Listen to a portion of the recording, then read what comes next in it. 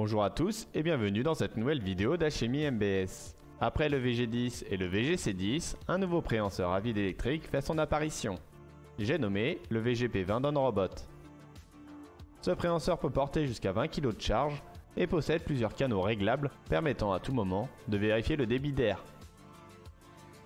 Dans cette vidéo, nous vous présenterons comment l'utiliser sur un robot Universal Robots, en commençant par une présentation du contenu du kit, son montage sur le robot et son raccordement électrique sur celui-ci, en passant par la récupération et l'installation de l'UR-Cap, et on finira par sa première mise sous tension et une présentation des fonctions composant l'UR-Cap.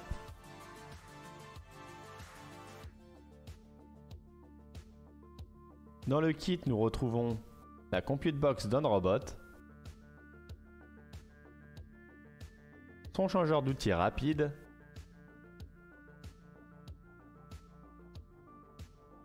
et le VGP20 avec son lot de ventouses.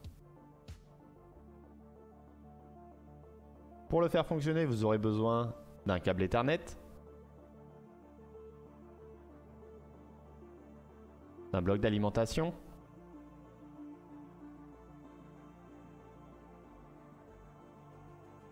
et d'un câble M12 vers M8.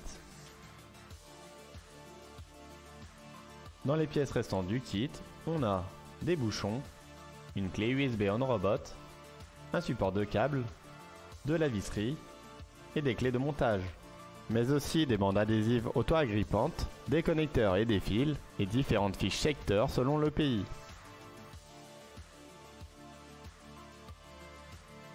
On va commencer par mettre en place le support de câble sur le changeur d'outils.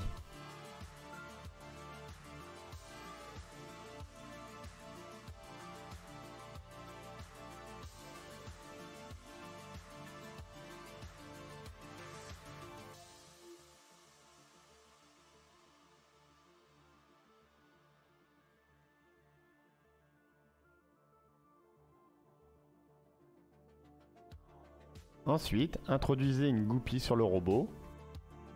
Faites-la coïncider avec le trou prévu à cet effet sur le changeur d'outils.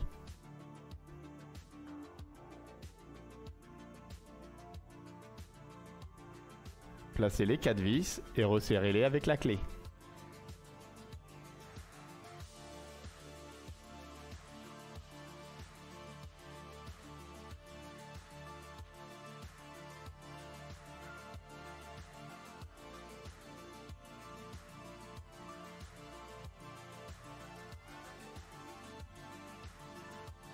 Retirez la protection sur le changeur d'outils.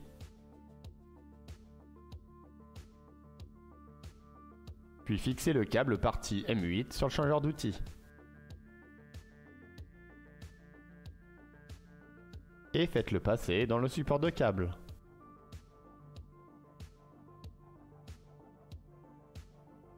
Positionnez le câble sur le robot et fixez-le à l'aide des bandes adhésives. Il va être nécessaire de laisser du mou pour éviter que le câble soit tiré lors des mouvements. N'hésitez pas à bouger le robot pour vérifier que tout est bon. Enfin, montez le VGP20 sur le changeur d'outils.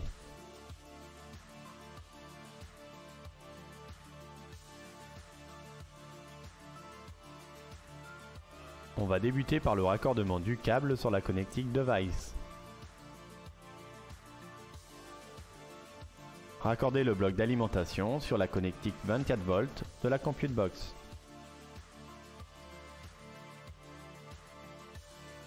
Et raccordez l'extrémité à une prise électrique. Branchez le câble Ethernet d'un côté à la Compute Box et de l'autre au port Ethernet du contrôleur robot.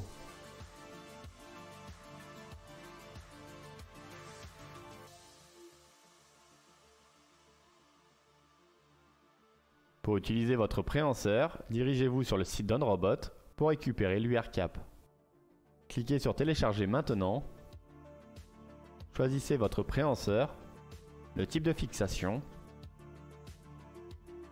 si vous avez ajouté une caméra Eyes, et enfin la marque du robot.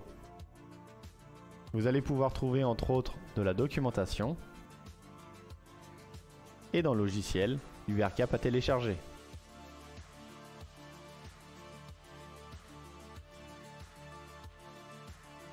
Une fois récupéré, ajoutez-le dans la clé USB non-robot prévue à cet effet.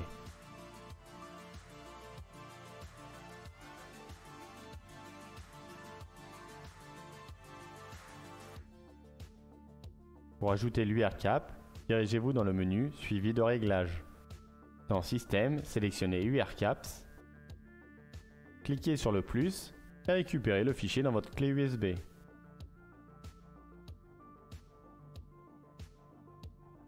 Redémarrez le robot pour installer l'UR cap.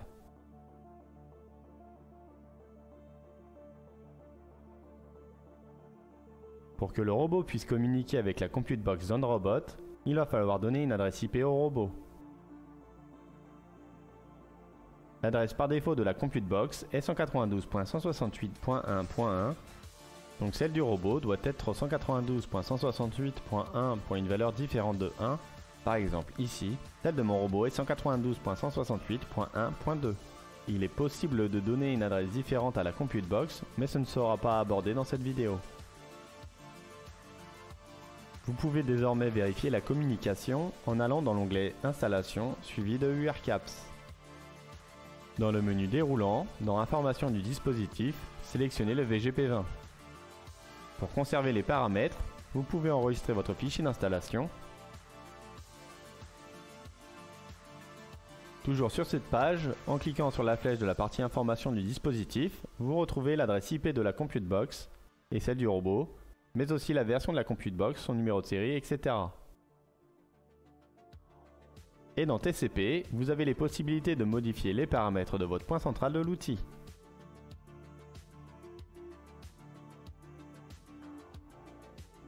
Dans la barre d'outils UR+, se trouvent tous les réglages manuels du VGP20, comme la dépression actuelle, les canaux, le choix du canal pour aspirer ou relâcher, et la dépression cible. Dans l'onglet Programme, un nouvel onglet est apparu appelé UR caps, où vous allez retrouver les différentes fonctions du VGP20, comme préhension VGP.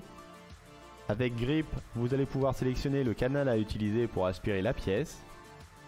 Si on nécessite une préhension, vous pouvez sélectionner quel canal doit atteindre la dépression cible. Si le niveau n'est pas atteint, un message d'erreur va apparaître. Dans Dépression, vous pouvez régler le niveau de vide à atteindre. Si vous cochez la case Rechercher, le robot va descendre sur l'axe Z positif jusqu'à ce qu'il rencontre une surface. Si vous appuyez sur le bouton Play, la fonction de préhension s'exécutera. Dans Dépression actuelle, vous pouvez lire le niveau de vide à l'instant T. Dans Pièce de travail, il sera important de renseigner le poids de la pièce à transporter. Et si besoin, vous pouvez cocher la case Arrêter le robot en cas de perte de dépression, qui comme son nom l'indique, arrêtera le programme robot quand le niveau cible réglé ne sera plus atteint.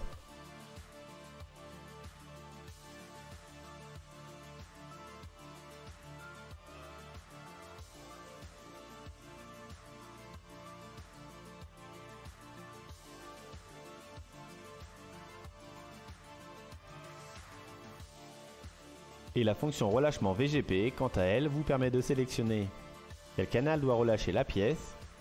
Si vous cochez la case reculée par rapport à la pièce, vous pouvez sélectionner la distance de dégagement suite au relâchement de la pièce. Vous pouvez aussi exécuter la fonction en cliquant sur le play et aussi lire la dépression actuelle. Enfin, la dernière fonction TCP vous permet de changer le point central de l'outil et de changer la charge utile ou le centre de gravité. Nous verrons plus en détail ces fonctions lors de la sortie de la vidéo de programmation du VGP20. En attendant, je vous invite à regarder nos précédentes vidéos. Merci d'avoir suivi cette vidéo, nous espérons qu'elle vous a plu. N'hésitez pas à vous rendre sur nos réseaux sociaux ou d'aller sur notre site internet pour plus d'informations.